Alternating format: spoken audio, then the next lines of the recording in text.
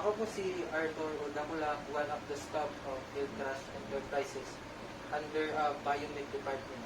Sama ko po yung Biomed head namin, si Mr. Christopher Puntino. So, ito po yung machine natin which is Humidiflow Oxygen Therapy.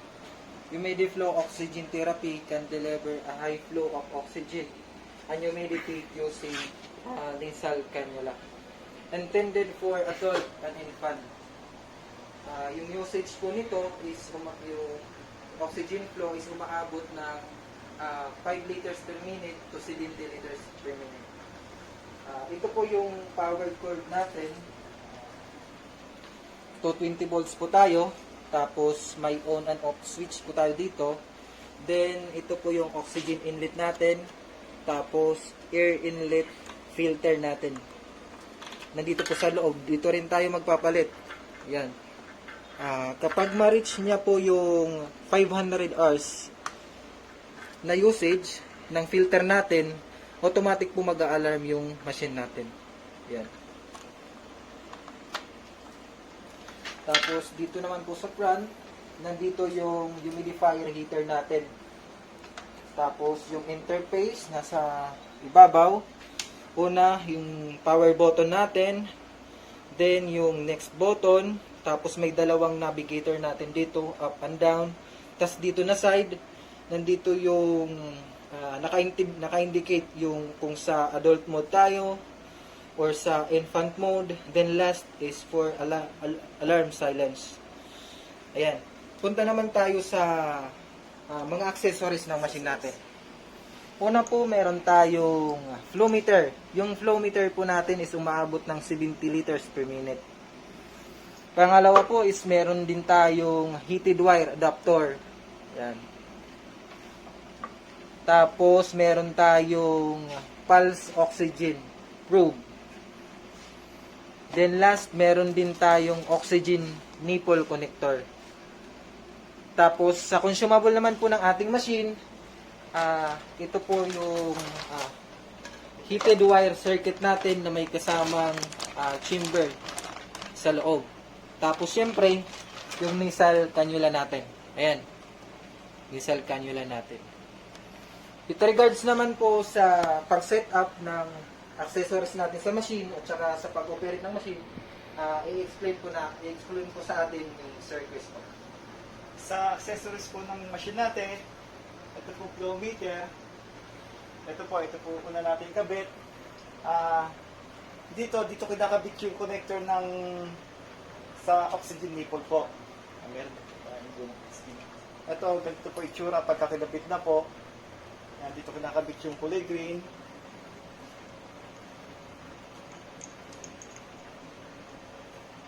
Yan, tapos dito naman po kinakabit yung oxygen. Yan. Depende po sa kung ano pong source po ng pagkukuha natin ng oxygen sa mga wall type. Yan po, kung standard po, ito lang po kinakabit. Pero kung wala po tayong oxygen na available na wall type, yan, gagamit po tayo ng tangke at gagamit din tayo ng auto gauge para dito. Dito lang po kinakabit yan.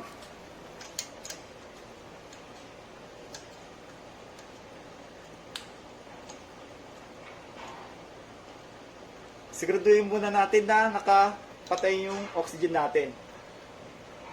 Tapos ang dulo nito, dito na po nakakabit sa oxygen inlet ng unit. Na po. Yan. Hindi na po natin kailangan ng air, compressed air, kasi servo motor na po itong unit na to, kaya na niyang mag-produce ng sariling air. Ito po. Yan, pag nakalagay na po yan, ilalagay natin yung heated wire niya. Dito po ang lagay ng heated wire niya, meron po siyang gatla para doon po siya maipapasok. Po.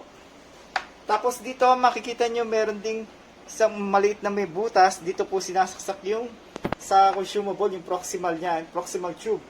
Ito po yun. Ito, maliit na wire po. Yan, dito po nilalagay. Tapos dito naman po yung labasan ng flow. Sa flow niya, nakalagay po yung isang tubings natin. Ito po. Ang nakalagay po dito, dalawa po yan, mayroong blue saka white. Yung white po nakalagay dito.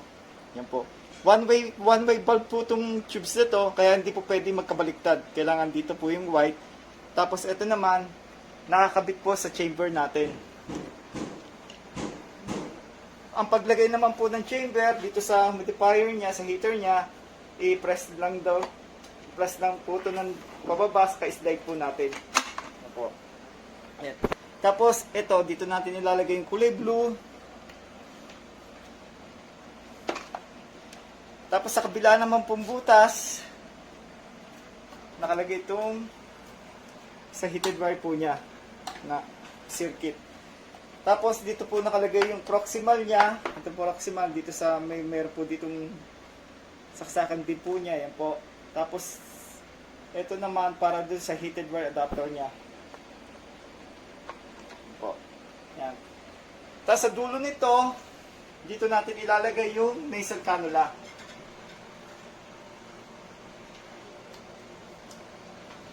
Yan po. Tapos dito na po nakalagay sa pasyente.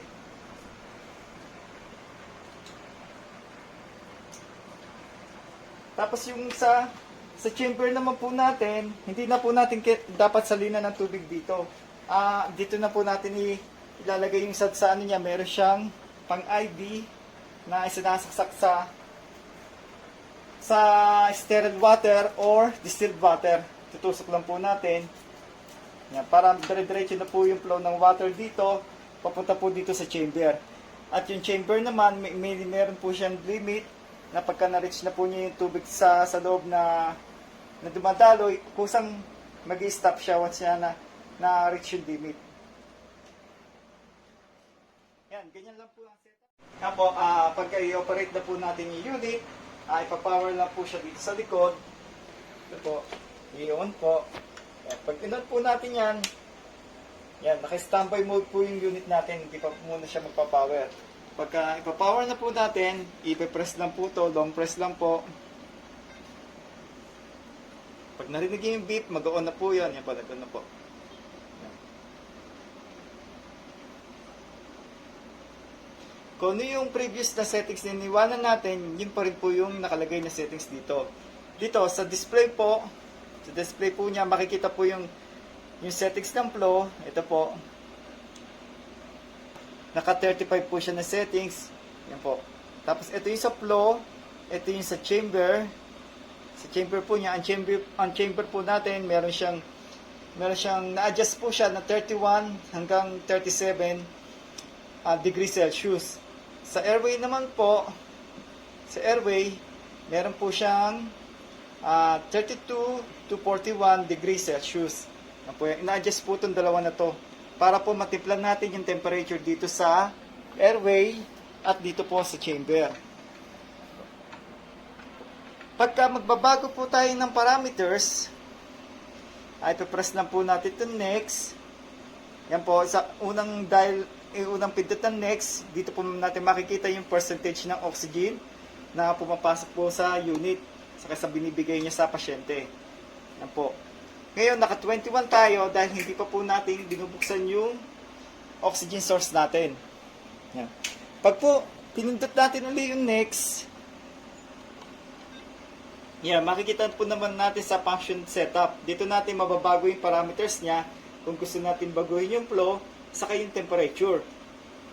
Yan. Pagka iniwanan natin to, naglalak po siya kaya hindi natin mabubuksan to. Pagka naka-reach siya ng 1 minute, hindi natin napipindot itong parameters niya kung saan siya naglalak. Ngayon, pagka i-unlock po natin, pipindutin lang po natin ng sabay itong dalawa, yung up and down niya. Yan po. Makikita na po natin, yan po, naka-unlock na po. Makikita natin yung parameters, yung FiO2 table, yung timer, tapos yung alarm limits, others, return, balik tayo doon sa parameters para po maset natin yung flow natin. Yan. Ine-next lang po natin. Ang una, ito po sa flow. Kung gusto natin baguhin yung flow, ito, may up and down po tayo. Gusto natin taasan, babaan, dito po ang pindutan. Yan. Hanggang 70 liters po kaya niyang abutin. Yan po, sagad na po yan. Set lang muna natin sa 45. Next natin. Tapos ito sa chamber po. Ito po yung sa chamber. Yung init ng chamber. Yan. Pwede natin babaan, taasan. Yan. Next natin kung okay na po yung settings na yan. Tapos ito naman po sa airway yung sunod. Dito po yan sa airway. Yan po. Pagka okay na yung setting natin dito, next lang po natin. Yan, return po natin. Yan. Tapos, yan po, makikita natin ang FiO2 table. Table lang po ito ha. Hindi po tayo dito nag-a-adjust ng oxygen. Po. Tapos, sunod yung timer. Yung timer, makikita sa timer yung running ng machine. Kung ilang oras na siya tumatakbo. At yung filter, kung ilang oras na rin tumatakbo. Tapos, yung alarm limits.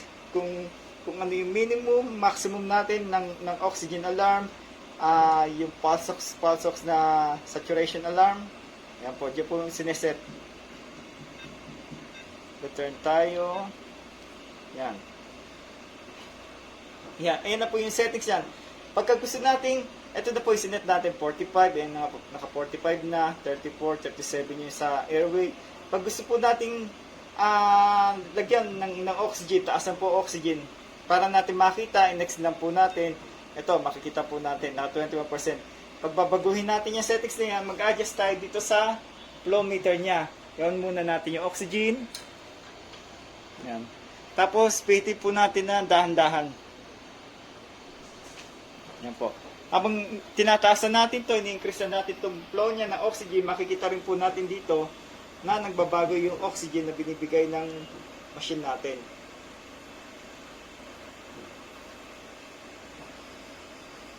Yung flow ng sinet natin dito sa unit, kunyari po, naka 45 tayo dito na flow, wag lang po natin isasagad dito sa flow meter natin na mas mataas kasi may number po to hanggang 70 liters to eh. So kung hanggang kailangan same lang yung flow nito na adjust natin dito, same lang yung maximum na pwede natin ibigay dito sa flow ng oxygen natin.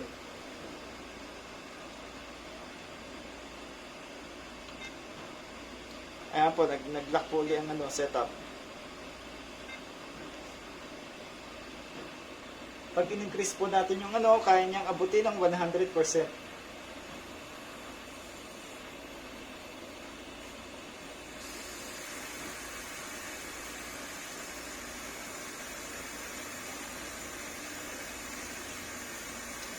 Ngayon naman po, pagka gagamitin po natin yung pulse ox niya,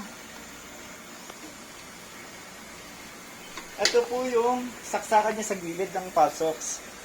Ito po. Ito press lang po natin mabuting saksakan niya. Yan po. Tapos, para makita natin yung sa pulse niya, i-press na po natin ito. Next lang po natin. Next. Ayan po.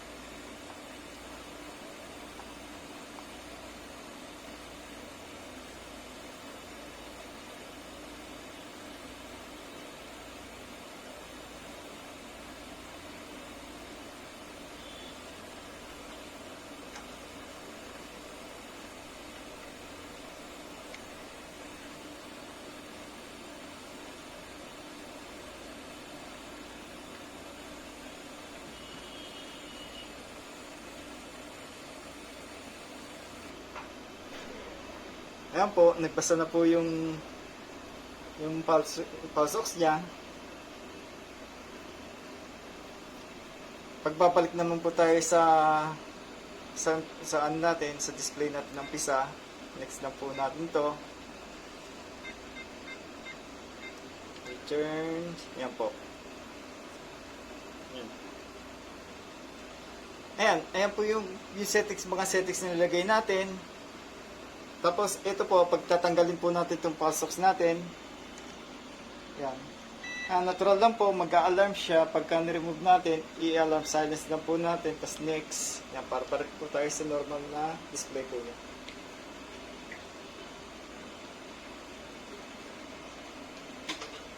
Yan. Pagtapos na natin gamitin ito sa pasyente, Ito po, tatanggalin na po natin yung mga disposable po niya. Opo muna natin yung unit.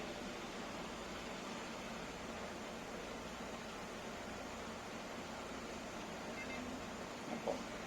Ito po yung mga tatanggalin. Itong proximal niya. Itong heated wire niya, iiwan na po natin itong adapter niya dito sa unit. Tapos slide lang po natin. Opo.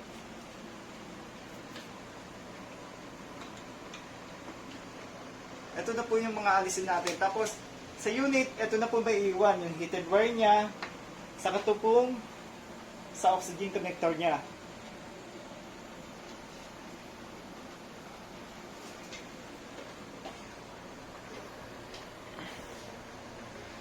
Ayun, ganun na po yung settings ng unit natin. Tapos na po tayo sa accessories, tapos na rin po tayo sa consumable ng machine, tapos sa pag-set up, then paano po i-operate yung machine natin. Yan po, maraming salamat po.